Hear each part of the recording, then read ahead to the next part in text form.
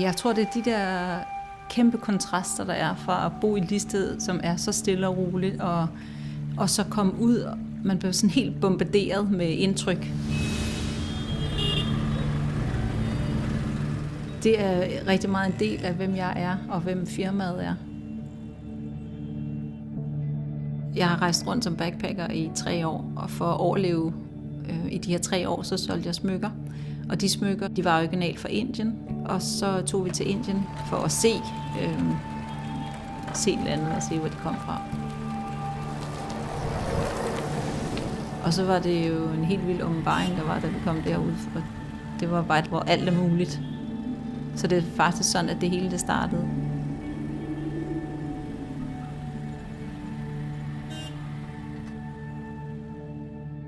Det er rigtig vigtigt for mig, når vi skaber en ny kollektion, at der er en rød tråd igennem. Og at folk ikke er i tvivl om, at det er en Madame Stoltz kollektion, de ser. Når jeg kommer gående ned ad en gade i Indien for eksempel, og får øje på et eller andet materiale eller et produkt, som man tænker, ej, det her det kan man bygge videre på, så er det jo, at man begynder at lave sin kollektion allerede der. På Bornholm finder jeg masser af inspiration, både sten og former og drivtømmer, materialer og ukrudt, og det kan være hvad som helst. Overalt bliver man jo bare inspireret i Indien. Det er sådan hele miljøet derude og hele atmosfæren, der er derude, som jeg synes, man bliver enormt inspireret af. Indien er for mig sådan lidt at komme hjem.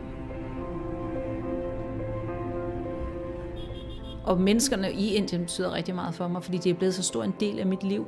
Jeg har kendt deres børn, jeg kender deres forældre, jeg har været med 20 år af deres liv og omvendt hos mig, så det er en familie for mig.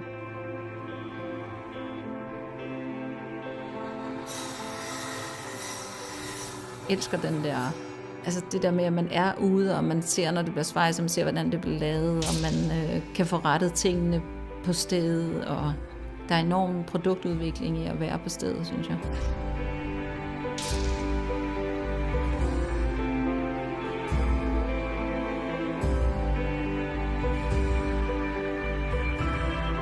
Madame Stoltz betyder rigtig meget for os, fordi det er et livsstilsprojekt.